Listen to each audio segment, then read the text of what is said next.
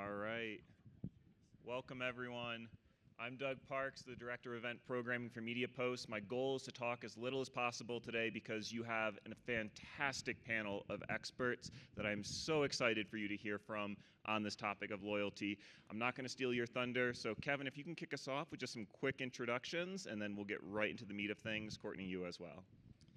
Good morning, everyone. Thanks for having me. I'd like to start off and say a special thank you to our SkyMiles members in the audience. Appreciate those who flew Delta to get here. You've got a lot of choices when you travel, so I appreciate your loyalty, and we're going to talk about it a little bit.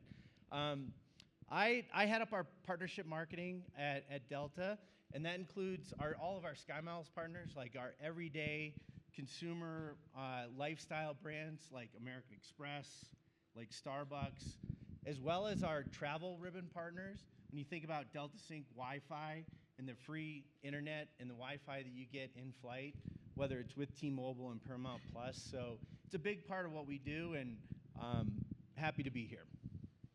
All right, well, I should first admit I'm Courtney Tierney, the Director of Papa John's for CRM and Customer Engagement. I did not fly Delta today, and not an airline that is here, and I regret it. It was not the best experience, but we'll talk about loyalty and how Delta does a great job. So I've been with Papa John's for just about 2 years now, and prior to that, Kevin and I actually worked together at IHG with loyalty and lifecycle marketing. So we have a lot to say on this topic, and I'm looking forward to doing so, and thanks for having us. Awesome. So on this point that Aaron made around saturation of loyalty, I kind of want to start with a level-setting question, bit of a fun one.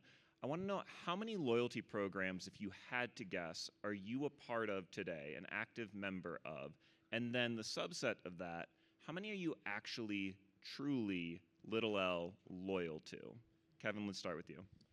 Yeah, it's a great question. My advice is to join everything, right? I think, honestly, you never know when you may have a conference at a certain location, and there's a benefit to being a Marriott Bonvoy member. So join them all, but invest in a few, right? Invest in a few, because I think that incremental investment is really what allows you to take advantage of not just elevated status, but better benefits and really extracting more of that two-way street that we think loyalty is.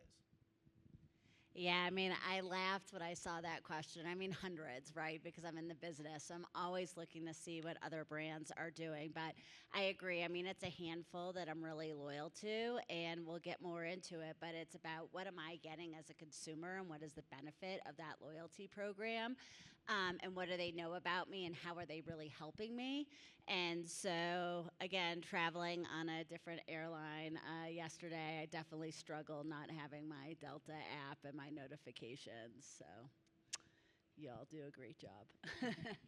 Cool. So let's get into it to that point, Courtney. So I want to start with you, and I want to know, when every brand has a loyalty program, and there's this feeling of it's just almost a commodity now, potentially, how do you affect change with the customer? How do you drive behavior, and how do you make that behavior stick? Yeah, so being in QSR and in the pizza industry, I mean, all the top pizza competitors have a loyalty program, and there were some big changes made this past year, Domino's and Pizza Hut. So, it's important to know that probably most of your customers belong to all three, at least from our perspective. So how do you make sure that you're supporting the customer and giving them benefits that are the day-to-day, and, things like surprise and delight, or, just opportunities to earn and burn that may be, that one reason why they order your pizza over another. So. And Kevin, thoughts on that as well? Yeah, I think, it's tried and true a bit, but when you think about a lot of primary purchase drivers, there's always price. Location, I think, plays a lot into it, and loyalty is a huge driver as well. So, I think that whether it's a new member who just joined and we have the least amount of information and data on you as a customer, that's when we really need to start nurturing that relationship. But over time, for our more tenured members that, are more frequent travelers that have achieved not only medallion status, but maybe million milers as well. I think it really is about, leaning into that preference component in terms of, I truly do know your profile. I know your preferences and how we leverage that data to help not just complement all the enhancements that you want out of a more elevated travel experience, but also leveraging that opportunity to learn more about the customer as well. So you talked about an elevated travel experience. I think that kind of segues nicely into this question of how do we think about building loyalty beyond the pure transaction? It's easy for us, I think, to think in terms of outcome of they clicked buy, they bought a ticket, they bought a pizza. How do we create a feeling of loyalty that extends beyond that? Yeah, I think it's a great topic for what we're talking about today. Is like, what does loyalty mean when everyone has a loyalty program? When it's so pervasive across the industry, how do you cut through the noise and really create that emotional connection with customers? So, I think from our standpoint, we really trying to not only deliver on a seamless and flawless aspect of providing those mileage earned components when you do transact with us, but how do we transcend the transaction itself? And that's where we really lean into a lot of our loyalty ecosystem, our partnerships to provide a more enhanced travel journey. So whether it's with flying Delta and you get fast free Wi-Fi access because of our partnership with T-Mobile, or you get discounts on award travel because you're American Express card member. So, there should be a more elevated travel experience for you. Where Delta is really trying to take this as well is leaning more into that emotional territory where how do we take advantage of those experiential moments where, we have trust and credibility for you with your airline. We want to provide a more elevated travel experience in general, but how do we stay in the hearts and minds with customers even when they're not flying? So how do we transcend the transactional itself and really stay in the hearts and minds of customers in their everyday? Yeah, and at Papa John's, we went through a lot of brand transformation this past year, and so what we're really focused on is, and you touched on it, is the customer profiles, right, and the right content. So we all order pizza for different reasons, right? So it may be, you're ordering it for a large group for a board meeting, or it may be that you're the household CMO, right? And so on a Friday night, the last thing you can be bothered with is cooking. And so what's important is that we're all making those decisions, and there's a lot of options out there right now. So how do you remind them as a loyalty member that they've got dough sitting in their account, right? And they can use that towards their next purchase. And so we've really gotten strategic and just reminding them at those certain moments of, when you're last minute trying to make an order, you have dough that can help you with that purchase. And it is tough right now in QSR with it's a price point, right? Is cheaper better, or is it better ingredients? So it's also just making sure that you're communicating that with the customer and driving that loyalty over time. Awesome. So an observation that I've had and lived many times as I go to a website or visit a store like a Papa John's is that sometimes the way loyalty is presented, it feels almost exclusive to digital channels at times, not always, but it can sometimes be that if you say join the loyalty program, the CTA is actually download the app, and they become synonymous. How are you thinking through a full 360 approach to loyalty, and do you think it's important that loyalty has an omni-channel presence? Courtney, can I start with you on that one? Yeah, I was ready to go. Yeah, it's really important, and especially like you said, in the store. We are a franchise business, and so it's really important to make sure that we're working across all of our stores to have the right experience when you're walking in. And yeah, you can download the app and join that way, but what makes you special when you walk into a Papa John's and you're a loyalty member? Do you get to go there front of the line because there's 10, DoorDash people waiting on the pickups as well. So that's something we're talking about a lot right now at Papa John's, and trying to figure out how do we make that truly an experience for a loyalty member outside of just the digital channels. So I'd say we haven't nailed it yet, but we're certainly working on it, and we're doing a lot of tests to try to prove that out.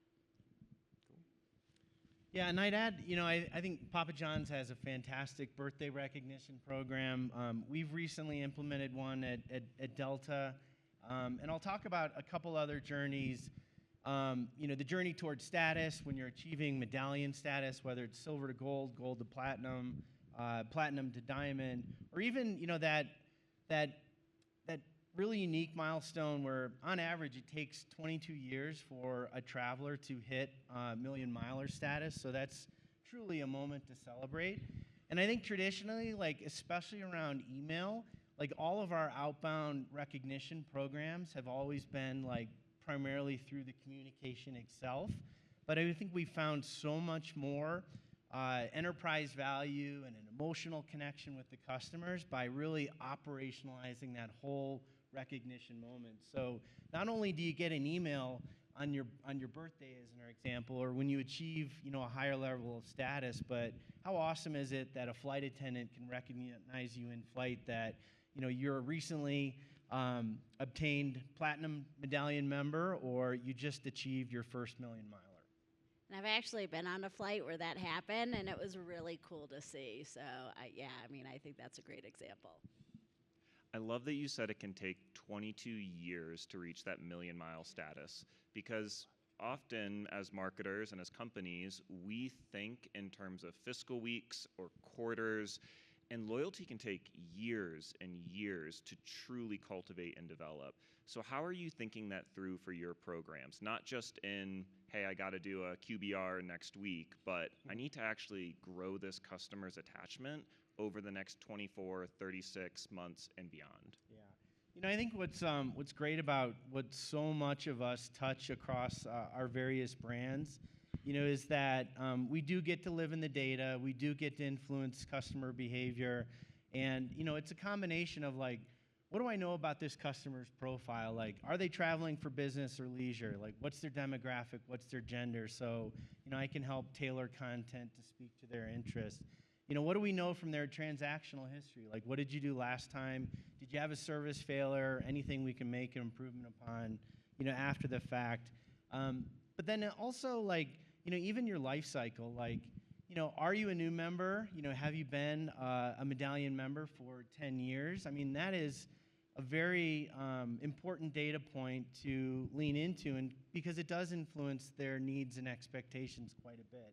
So I think being really close to the data, being able to influence how we communicate with customers is a really key part of it. And we're always working for in the year, for the year, but also the transformation component for what's the 3 to 5 year roadmap as well. Yeah, and we've been doing the same. So we know that there are customers that really it is the absolute value, the price point, and that's how they're going to operate their entire customer life cycle, right? Or there's those who are really motivated by the innovation of a new product, like a stuffed crust. So we've really evolved over time, where we had one email that just said whatever that main message was to everyone, and now we've started to tailor it based on if we know, innovation is, you don't mind spending more for a pizza, but you want something that's different than everybody else. And so, that's really increased our engagement over time. And I think the one thing, like you said, everybody thinks about, that time frame of in that period, but we're really seeing with those most frequent and super frequent, just getting to them a little bit before they completely lapse. So we've got a whole lapsing program using those data models to try to get in front of them. And as a loyalty member, again, it's so important if they have Papa Dough to try to get them to spend it, because we just know that the more they spend the dough and the more they earn, the more loyal they're going to be. So that's been a main focus this year. Can you talk a little bit about how you're getting franchisee buy-in, how you try to drive franchisee buy-in, maybe is a better way of asking that, to longer-term strategies that are maybe in QSR 6 months, 12 months out, and not last week's sales? Yeah, so that's been a real challenge, but a lot of great wins this year. So we actually had an agency come in, similar to y'all, and do a lot of research on our loyalty. And essentially what we found out was the current structure of our loyalty program is easy. It's spend $75 and earn $10 in Papado. But what we are learning is that of those who are active, less than half of them actually even earn Papado within that first year, and those who earn it, even less than that, earn it a second time. So we had to sell into the franchisees to approve to make a change to our loyalty program, and that actually just launched 3 weeks ago.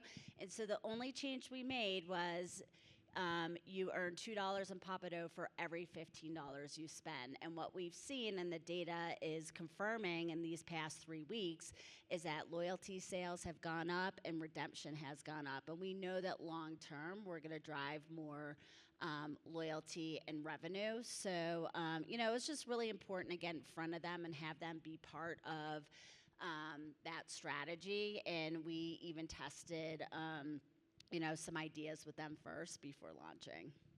Yeah. Kevin, do you face any similar challenges with the enterprise buy-in to what Courtney faces with franchisee, or is it a bit of a different playground? Well, we are more centralized, but if I can go back to like our IHG days, which was a heavily franchise environment, I think the headline, honestly, is it's a story about your best customers, where they are typically your loyalty members are the ones that typically do spend more. They transact more and they cost less. So I think appealing to that nature, whether it's a investor like a franchisee or a different business stakeholder who has their own P&L to worry about. At the end of the day, you're trying to deliver on the best experience for our best customers. You mentioned the kind of increased spend of a loyalty customer. And I think it's interesting, if you had gone back 30 years ago, like the idea of loyalty, how do you quantify it, may have been as cliche as, do I know the name of the person walking in the door and do I know their order by heart? How do you think about measuring loyalty today and the types of programs that you're running? What are the metrics that you care about? Yeah, I think,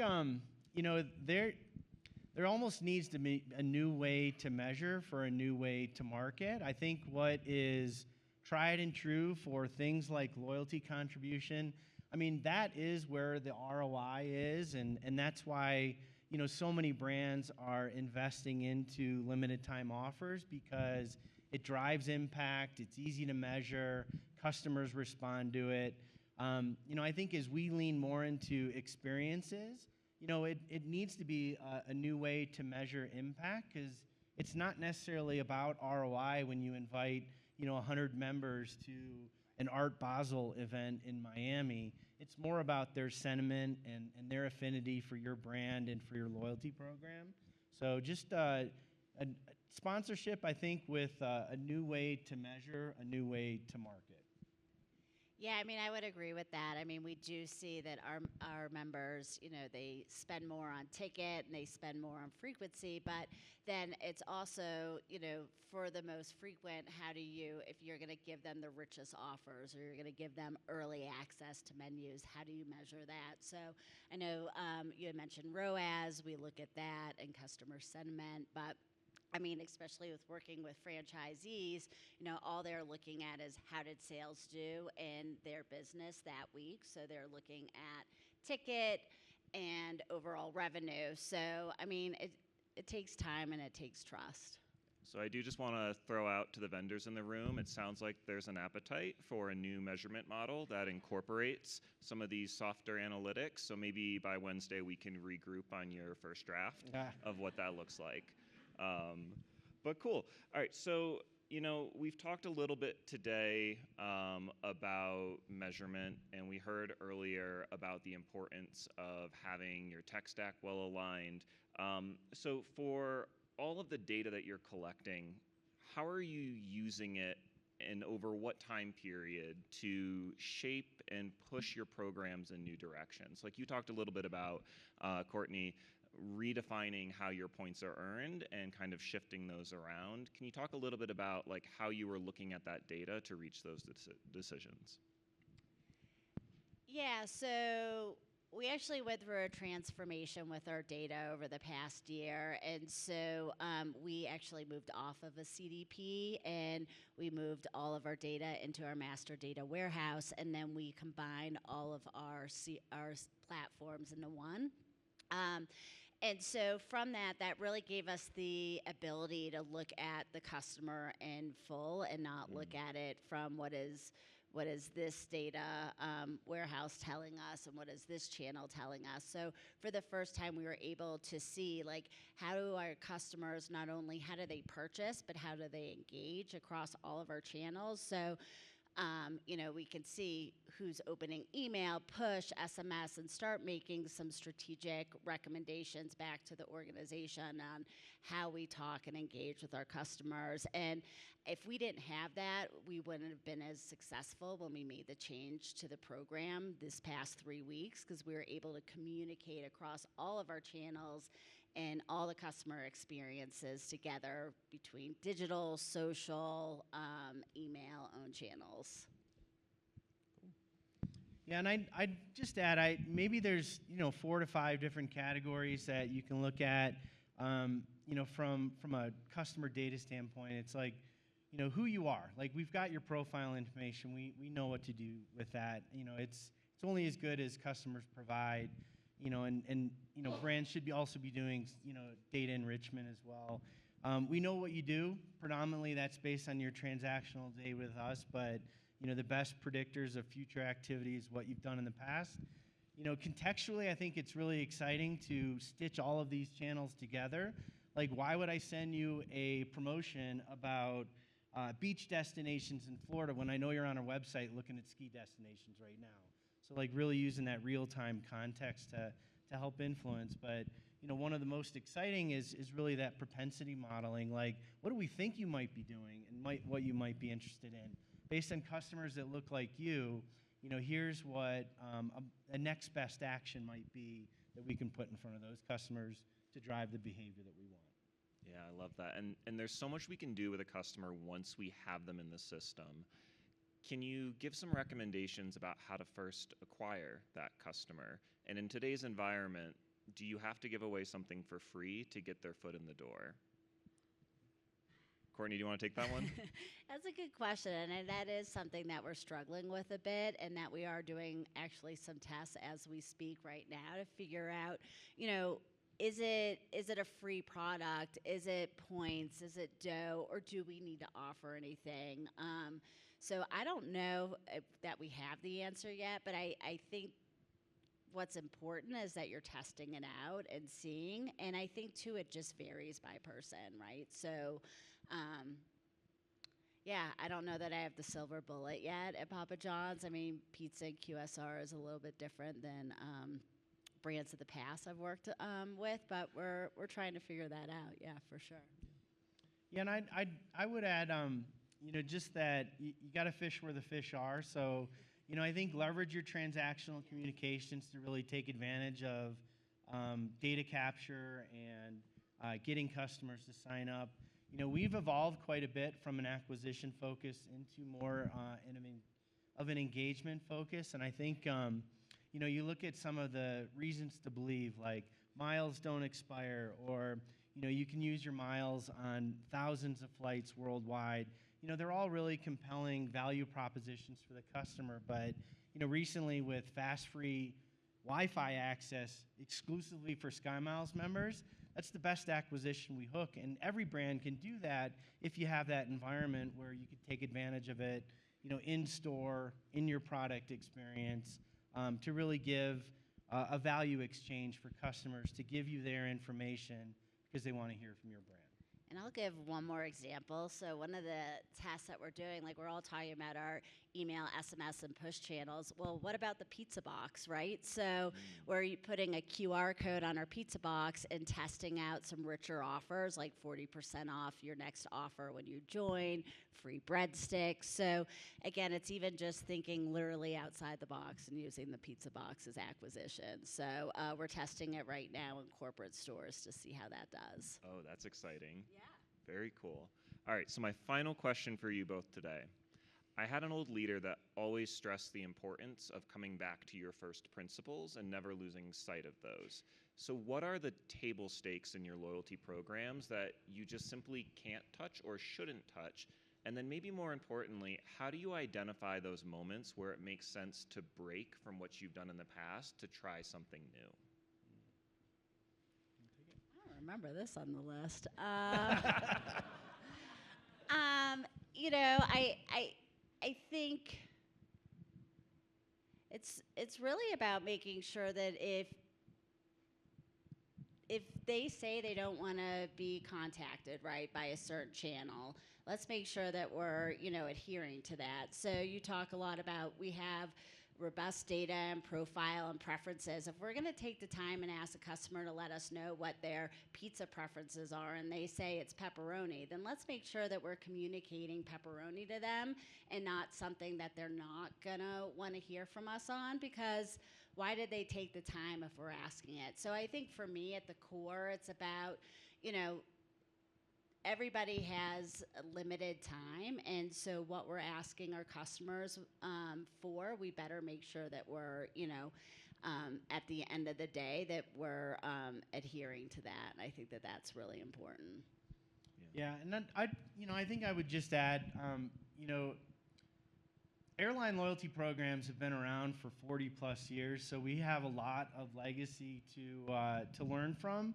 You know, I think, you know, whatever your brand is, you know, it's more than just that transactional point in mileage earning or even the redemption as well.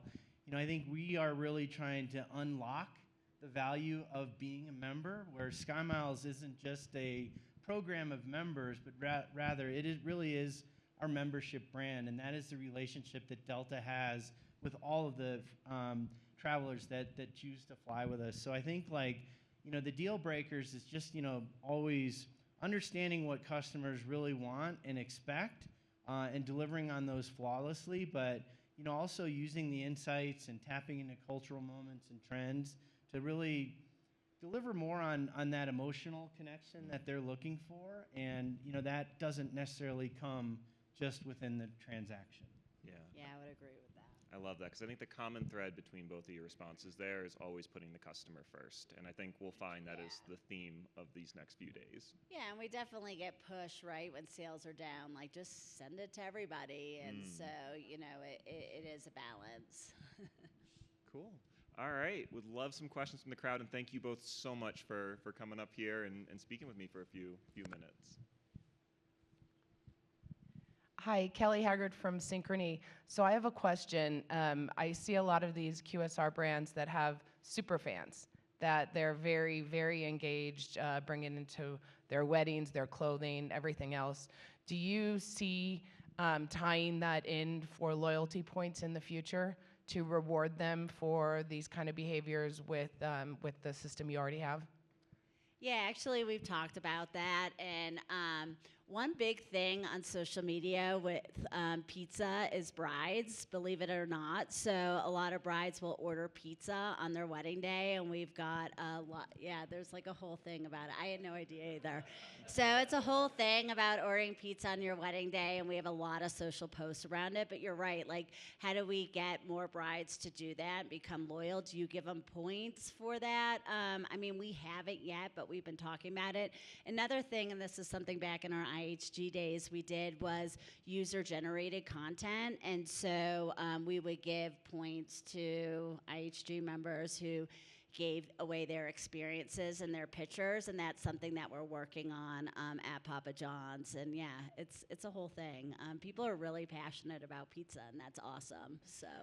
we have a fun surprise. To Kevin from Delta, a Starbucks gift card for everyone who asks a question. So Kelly, you're up.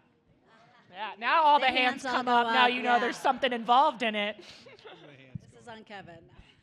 No, this is for both of us. Ryan from RP Origin. So, Doug, you touched on this earlier. So, in besides my day job, I also own a QSR, and I'm more talented in marketing and understand the concepts when it comes down from corporate and understanding loyalty and digital advertising, influencer, all that stuff. But there's a vast amount of the owners, the franchise owners, that don't have a clue, right? And so normally you would have a challenge inside an organization to do change. We heard that when we were talking about Michael's. How have you had to bridge that knowledge gap with people that are franchise owners that may not have a clue what loyalty, digital marketing, all that kind of stuff? What's been your key to get that message adopted so that you get buy-in across the different franchise owners? Yeah, I can take that because that's been a big part of what I've been working on this past year. So, yeah, with the change with the loyalty program just most recently, again, it was in the data and it was in, being able to show, like Kevin said, that loyalty members long-term spend more, their tickets are higher, and the more you get them from that second or third purchase and then even past that third purchase, then you have more frequent and super frequent purchasers. And what we've seen over time is even though they are loyal, they're spending less. Maybe it's just one transaction less a year. And so being able to communicate that to the franchisees and the importance of getting that long-term loyalty. And so another thing that we've been working on from a comms perspective is making sure that franchisees have the opportunity to send their own communications as well, right? So they have their in-store offers. So we just migrated our local marketing email from another platform onto Braze. So we now have all of our national and local in a one platform. And that's been so important because you want to make sure that you're consistent in your brand messaging and your content, and where offers can be unique. I mean, that's the most important, right, for the franchisees. So they've really been along the journey with us, and we've made a lot of improvements in the past, say, less than a year on that. So. Hello, hi, this is Allison Lindland from Movable Inc. This is for Kevin. First, I just wanted to share, I flew to Australia in October, and there was a 2 million miler in my cabin, and the captain came to greet her, and this reminds me of Liz's comment about what a brand is comprised of. I waited till after takeoff, and then I asked her about her experience, right? I wanted to know, like, how do you get to 2 million miles?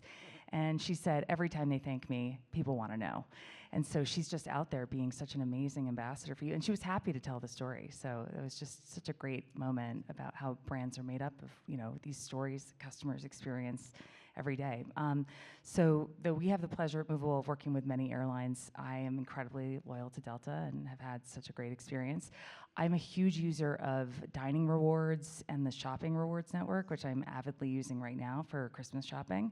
And I'm just curious why it's not a more prominent part of the program. I feel like I'm constantly telling people about it, and they're like snoozing on it, So I'm just curious why. I know that it's obviously a little ancillary to travel and hospitality experience, but it's such a great asset for the brand. Yeah, I couldn't agree more. And thanks for sharing that special moment. I think, not only is it a special moment to celebrate individually, but, there's so much fandom and, like-minded travelers wanting to experience that joy. So it's more of a community moment as well. I am 100% with you on SkyMiles shopping, SkyMiles dining. No doubt, like our biggest hurdle right now is awareness of the program integration. I think that they are low-hanging fruit for us where, we have incredible programs with thousands of brand retailers that you can shop on and earn miles through. Thousands of, best-in-class and everyday restaurants, in your everyday. So, as we talked about, going out with and partnering with all these new best-in-class partners, we have under-leveraged assets as well. So, No, thanks. It's a great question, and more to come. There'll be a resurgence and emphasis on both dining and shopping this year.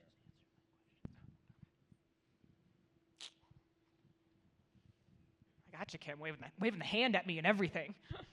I'm Kim Lewis from Capriati Sandwich Shop. As kind of a follow-up to Allison's question, I've noticed a big trend in the past couple of years, especially in the airline programs, where there's a much heavier emphasis on a lot of things other than just flying. And in some cases, I have historically been a very heavy airline mile earner, but sometimes even as much as I travel, it's not enough to get to the status that I used to get to, because you have to be all in on the credit card and the. So how do kind of some of those conversations come about what those specific things are that you consider the maker of a true elite or a true loyalty customer beyond just the core travel component? Yeah, it's a great question, and I think we're very fortunate because we are a world-class airline, and I think with our aspiration to be not just a world-leading airline, but a leading consumer experience brand, we have to earn trust and credibility with consumers like yourself, in order to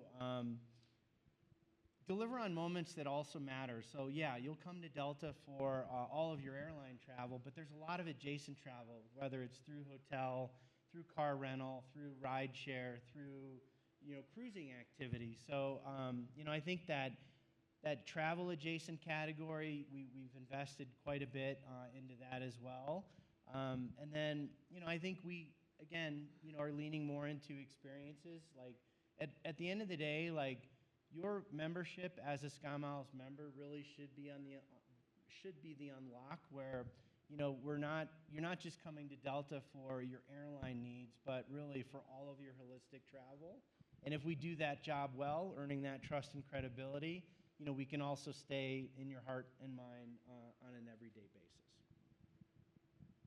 I have one more gift card. Who's gonna ask the question? I was like, damn, I thought I was gonna get a gift card. Hey, I'm Steph from Paramount Plus. By the way, on Delta, you can get a free Paramount Plus subscription for, just gonna plug that right there. We're a really good partner that hasn't been mentioned yet. And I was honestly in not so serious, when is the pizza coming to Delta? Because I heard something about a smash burger partnership. Yeah, last week we just announced a collaboration with our onboard food and beverage experience. So yeah, really excited about that new partnership. So it's part of our Delta One experience. So if you haven't tried it already, I hope you get to take advantage of it. But it's really exciting. It's products and brands that our members care about, and we want to bring that into their travel experience. So I think that's a lot of the investment that we're making is to bring those brands into your entire travel experience. Yeah, we gotta get some pizza in there, definitely. Kevin, Courtney, thank you guys so much. Thank you.